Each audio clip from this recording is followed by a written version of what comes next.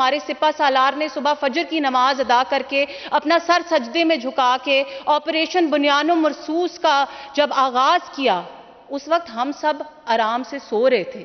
اس وقت ہمارے چھوٹے چھوٹے بچے، ان کو یہ پتہ بھی نہیں تھا کہ ہماری افواج پاکستان کس طرح پاکستان کا دفاع کر رہی ہیں. وہ لمحہ ہم سب کے لیے فخر کا لمحہ تھا. جناب چیئر، جس قوم کا سپہ سالار اپنا سر خدا کے سامنے سجدے میں جھکاتا ہو، وہ قوم کبھی ہار نہیں سکتی، وہ قوم کبھی شکست نہیں کھا سکتی. میں خراج تحسین پیش کرتی ہوں جناب chair field marshal Asim Munir کی قیادت کو، ان کے ویژن کو، ان کے کام ریزالو کو اور ان کی اسٹریٹجک بریلینس کو. جناب چیئر، میں خراج تحسین پیش کرتی ہوں پرائم منسٹر شہباز شریف کو، ان کی ڈپلومیٹک ایفرٹس کو، جنہوں نے پاکستان کو اس جگہ پہ پہنچایا جہاں پاکستان صرف اوپر جا رہا ہے، صرف اپورڈز اینڈ آنورڈز جا رہا ہے. جناب چیئر، آج وہ پاکستان جس کو دنیا ایک ٹیررسٹ اسٹیٹ کے نام سے جانتی تھی، جب میں نے خود یہ چیز ایکسپیرینس کی. ایک وہ زمانہ تھا جب ہم دوسرے ملکوں میں ٹریول کر کے جاتے تھے تو امیگریشن کے اوپر لوگ ہم سے پوچھا کرتے تھے کہ آپ پاکستان میں آئے ہیں. میرے ساتھ اپنے ساتھ یہ انسیڈنٹ ہوا ہے. مجھے یو ایس امیگریشن نے یہ پوچھا، کیونکہ میں وہاں پڑھنے گئی تھی، تو میرے جب اپنے ڈاکیومنٹس دیے تو وہاں پہ مجھے امیگریشن آفیسر نے پوچھا کہ do women work in Pakistan? Are you allowed to go out in Pakistan? Oh you are a lawyer, can women be lawyers in Pakistan? آج اس امریکہ کا پریزیڈنٹ کہتا ہے my favourite field marshal, my favourite prime minister. جناب چیئر، بڑا دل دکھتا ہے، بڑی تکلیف ہوتی ہے کہ اس وقت جب ہمیں پاکستانی ہونے کی ضرورت ہے، جس وقت ہمیں فخر کرنے کی ضرورت ہے اس بات کے اوپر، ہمارے پاس ایوان میں ایک ایسی جماعت موجود ہے، یہاں پہ بیٹھے ہوئے نہیں ہیں بٹ میں چاہتی ہوں کہ میری آواز ان تک پہنچے. ہمارے پاس ایک ایسی جماعت موجود ہے جو پریزیڈنٹ ٹرمپ کے آنے کے جشن مناتی تھی، پریزیڈنٹ ٹرمپ کی ایک ٹویٹ کے اوپر مٹھائیاں بانٹتی تھی. آج ان کو تکلیف بہت زیادہ ہو رہی ہے اور افسوس کی بات ہے کہ آج پاکستان کی جیت کا جشن منانے کا ٹائم ہے، آج تکلیف ہونے کا ٹائم نہیں ہے.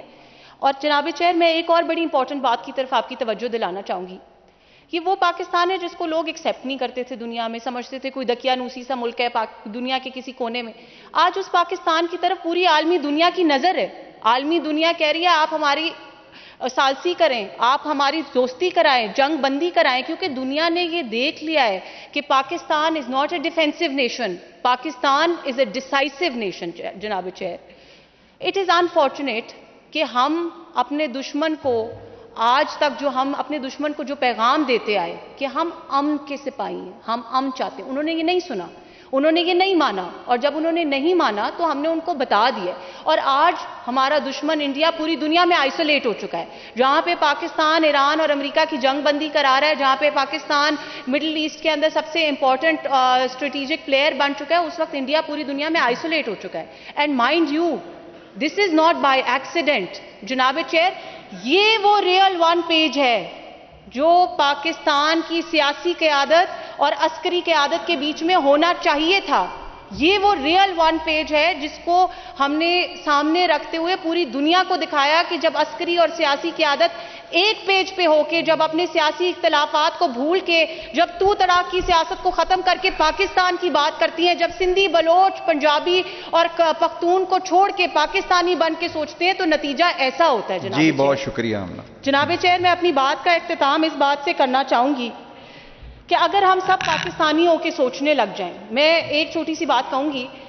میں نے انڈیا والوں سے کبھی اتنے عرصے میں یہ نہیں سنا، یہ نہیں دیکھا کہ انہوں نے کبھی ایک دوسرے کے اوپر کیچڑ اچھالا. ان کا ہر سیلیبریٹی، ان کا ہر شخص جو ہے وہ یہ ساری بات جب کرتا ہے تو وہ انڈیا کی بات کرتا ہے، وہ انڈیا کی پراسپیرٹی کی بات کرتا ہے. جناب چیئر، میری استدعا ہے اس ایوان کے حوالے سے پوری پاکستانی قوم سے، اپنی ایوان میں بیٹھی تمام جماعتوں سے کہ خدارا پاکستانی بنے، پاکستان کا سوچیں اور پاکستانی ہونے پہ فخر کریں، کیونکہ پاکستان ہے تو ہم سب ہیں. پاکستان ہمیشہ زندہ باد.